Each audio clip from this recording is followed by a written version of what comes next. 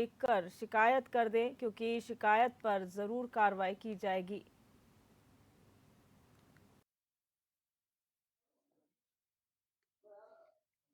बात कार्रवाई की नहीं है, बात यह है कि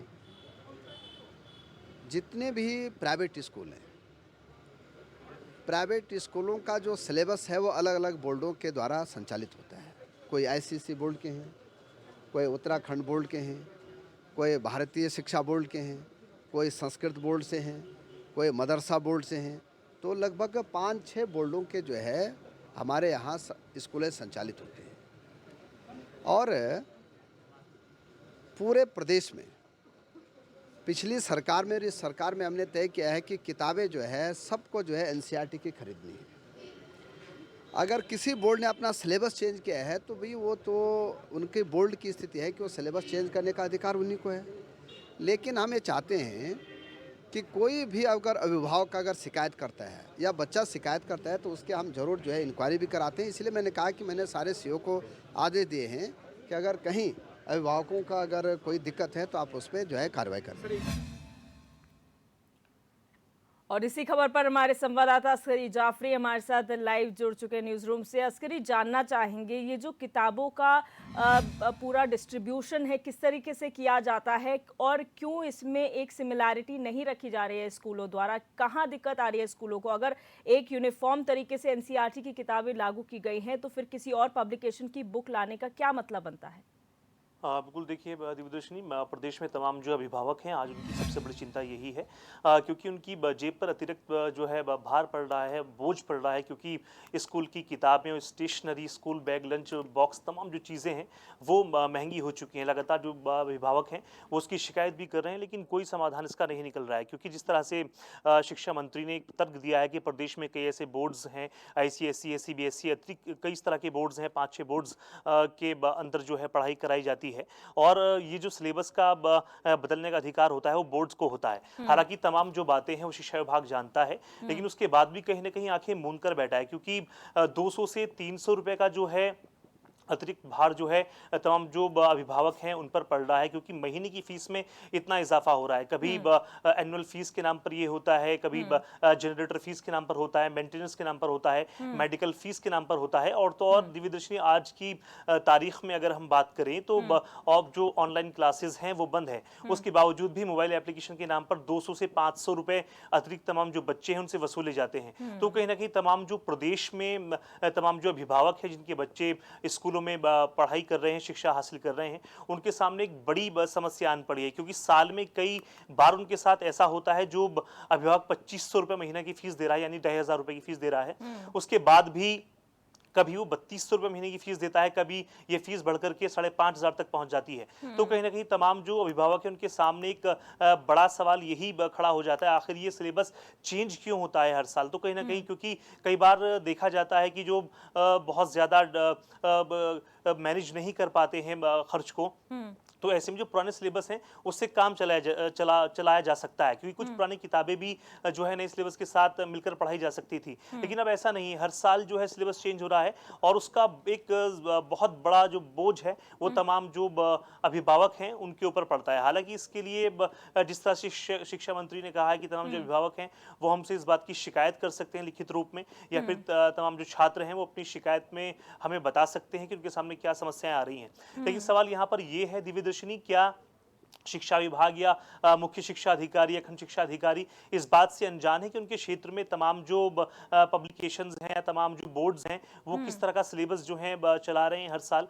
और आखिर ऐसा क्या है कि हर साल जो सिलेबस है उसको बदलने की जरूरत आन पड़ी है? कहीं ना कहीं तमाम जो पब्लिकेशंस हैं और स्कूल हैं उनकी आपसी साठगांठ होती है, क्योंकि इसमें एक बड़ा मुनाफा उनको मिलता है। तमाम जो ऐसी पब्लिकेशंस होते हैं, चाहे वो आईसीएसई बोर्ड को अपना किताबें मुहैया करा रहे हो, चाहे सीबीएसई बोर्ड को करा रहे हो या अन्य बोर्ड को करा रहे हो, उनके पास सालाना एक बड़ा मुनाफा आता है। और ये सब जो है इसमें चाहे शिक्षा मंत्रालय हो या मुख्य शिक्षा अधिकारी हो या खंड शिक्षा अधिकारी हो, सबकी निगरानी में ये होता है। सब इस बात से अच्छी तरह से वाकिफ हैं, लेकिन उसके बाद भी तमाम जो प्रदेश के हमारे नौनिहाल हैं, जो अभिभावक हैं, उनके सामने बड़ी समस्या सामने बनकर आती है, क्योंकि हर महीने एक तो उन पर जो फीस का अतिरिक्त भार है वो पड़ता है। उसके अलावा तमाम जो स्टेशनरी की चीज़ें हैं वो महंगी होती हैं, चाहे उसमें कॉपी हो, किताब हो, लंच बॉक्स हो या फिर स्कूल बैग हो।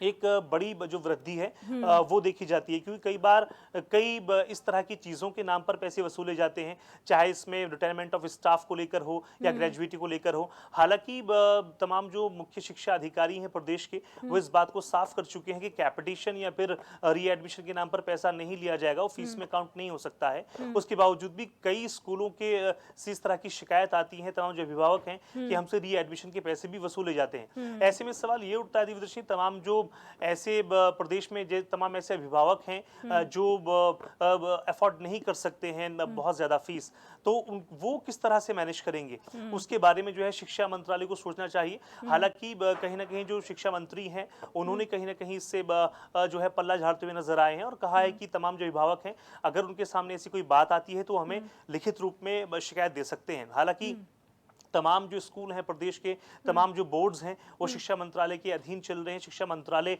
उनको जानता है, अच्छी तरीके से उनकी जो वर्किंग स्टाइल है उसके बारे में पता है, कहाँ सिलेबस चेंज होता है। लेकिन अस्करी, यहाँ पर ये सवाल जरूर उठता है कि कितने पेरेंट्स कंप्लेन करेंगे, क्योंकि आज का मामला नहीं है। आपने प्रदेश में नई शिक्षा नीति लागू की ताकि शिक्षा का स्तर बेहतर हो सके, लेकिन स्कूलों का क्या, जो लगातार अपनी हर साल मनमानी कर रहे हैं। आप कह रहे हैं कि सिलेबस हर साल बदलता है, अगर सिलेबस हर साल बदलेगा तो अभिभावकों से ज्यादा स्टूडेंट्स के लिए प्रॉब्लम हो सकती है। ऐसे में कितने स्टूडेंट्स ऐसे होंगे, कितने अभिभावक ऐसे होंगे जो जाके शिक्षा मंत्रालय से शिकायत करेंगे। ऐसे में क्या शिक्षा विभाग को नहीं चाहिए कि वो स्कूलों से बात करे, स्कूलों के बोर्ड से डिस्कशन करे?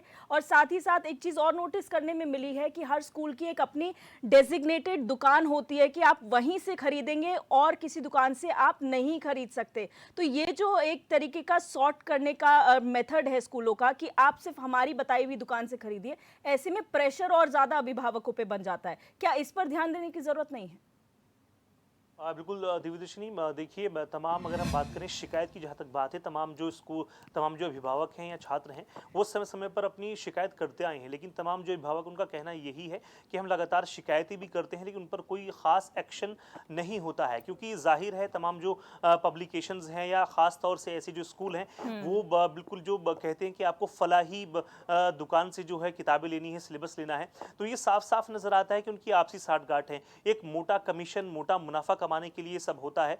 हालांकि इतना जो स्कूली बच्चे हैं उन पर बस्तों का बोझ इतना ज्यादा होता है, बहुत ज्यादा बोझ जो है बस्तों का होता है। उसमें बहुत सारी किताबें ऐसी होती हैं सिलेबस में जो शायद पूरे साल पढ़ाई भी ना जाती हों, लेकिन सिर्फ और सिर्फ मुनाफा कमाने के लिए कहीं ना कहीं जो स्कूल प्रशासन है और जो पब्लिकेशन है, वो कहीं ना कहीं आपस में मिलकर मोटा मुनाफा कमाने के चक्कर में ये सब करता है। हालांकि इन गतिविधियों पर जो है नजर जरूर रहती है शिक्षा मंत्रालय की, लेकिन कमीशन खोरी के चक्कर में कहने की तमाम जो आला अधिकारी हैं वो भी इसमें इन्वॉल्व रहते हैं। क्योंकि ऐसा बिल्कुल नहीं कहा जा सकता दिव्यदर्शनी की प्रदेश में पब्लिकेशन या फिर तमाम जो स्कूल हैं उनकी साठगांठ नहीं है। ये सबको पता है, सर्वविदित है, सब जानते हैं कौन सा पब्लिकेशन कितनी जो किताबें हैं वो हर साल बेचता है, ये सारी जानकारियां सबके पास हैं। लेकिन उसके बाद भी जो शिक्षा मंत्रालय है या मुख्य शिक्षा अधिकारी हैं प्रदेश के, वो आंखें मूंद कर बैठे हैं और सिर्फ एक शगुफा दे दिया जाता है कि आप लिखित में हमें एप्लीकेशन दें, अपनी शिकायत दें। हालांकि तमाम जो अभिभावक हैं वो लगातार इसको लेकर के शिकायत करते हैं, तमाम जो छात्र हैं वो शिकायत करते हैं, लेकिन उस पर एक्शन कोई खास नजर नहीं आता है।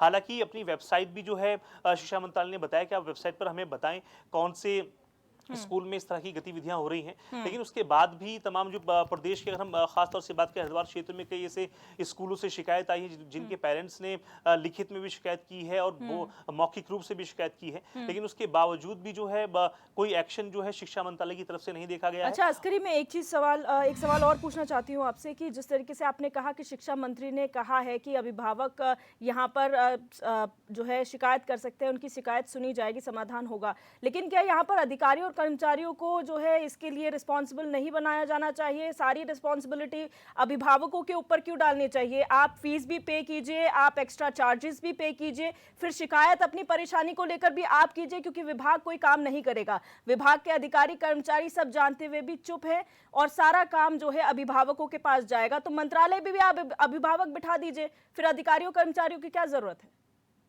जाहिर है दिव्यदर्शनी, आपका आपका सवाल एकदम वाजिब है। तमाम जो अभिभावक उनके ऊपर बहुत ज़्यादा जिम्मेदारी होती है। उनको स्कूलों में बच्चों को छोड़ना होता है, पूरा ध्यान रखना होता है उनके सिलेबस से लेकर के खान पान तक का। उसके बावजूद भी कि एडिशनल जो जिम्मेदारी है वो अभिभावक को दी जाती है कि आप इसकी शिकायत करें। हालांकि इसके लिए तमाम जो अफसरान हैं, तमाम जो संबंधित विभाग के अधिकारी हैं, शिक्षा विभाग के अधिकारी हैं, उनकी नज़र इस पर रहती है आखिर वो किस जो है कार्यप्रणाली पर चल रहे हैं। सवाल तो उनसे किया जाना चाहिए, जवाबदेही उनकी बनती है। तमाम जो प्रदेश के मुख्य शिक्षा अधिकारी हैं या फिर खंड शिक्षा अधिकारी हैं, उनकी ये जवाबदेही बनती है आखिर इस तरह की गतिविधियां हो क्यों रही हैं तमाम स्कूलों में, और अगर शिकायत आती है तो उन पर क्या एक्शन जो है मुख्य शिक्षा अधिकारी लेते हैं या खंड शिक्षा अधिकारी लेते हैं। क्योंकि इसका सीधा सीधा जिम्मा जो है मुख्य शिक्षा अधिकारी को दिया गया है। आपके पास अगर आपके क्षेत्र से कोई शिकायत आती है तो आप उसका फौरी तौर से निदान करें, उसका फौरी तौर से जो है हल करें। लेकिन तमाम जो अभिभावक हैं प्रदेश के, वो आज भी मजबूर हैं, लगातार वो शिकायत करते हैं, लेकिन शिकायतों पर कोई संज्ञान नहीं होता है। तमाम जो प्रार्थना जो एप्लीकेशंस होती हैं, जो उनकी लिखित शिकायतें होती हैं, वो विभागों में आज भी पड़ी हैं, लेकिन उन पर कोई खास ध्यान जो है संबंधित विभागों का नहीं जाता है। ऐसे में तमाम जो अभिभावक हैं उनके सामने बहुत ज़्यादा परेशानियों का सबब बन जाता है, क्योंकि लंबे समय से वो ये तमाम जो दिक्कतें हैं वो उससे जूझ रहे हैं, और लगातार जो फीस में बढ़ोतरी हो रही है उसको भी उभर रहे हैं। 200 से 300 रुपए की फीस की बढ़ोतरी का हाल ही के तमाम उदाहरण हरिद्वार क्षेत्र से सामने आए, देहरादून क्षेत्र से सामने आए हैं। उसके बाद भी अगर शिक्षा मंत्रालय या शिक्षा विभाग इस बात को कहता है कि लिखित आप शिकायत दीजिए, तो कहीं ना कहीं नजर आता है कि जो शिक्षा मंत्रालय है वो अपनी जिम्मेदारियों से पल्ला झाड़ रहा है, क्योंकि सारी चीजें उनको पता है, उनकी आंखों के सामने होती है, उनके अधिकारियों को पता है कि क्षेत्र में जो है क्या गतिविधियां हो रही हैं शिक्षा को लेकर, लेकिन उसके बावजूद भी सब अपनी आंखें मौन करके बैठे। जी, बहुत शुक्रिया अस्करी हमारे साथ जुड़ने के लिए।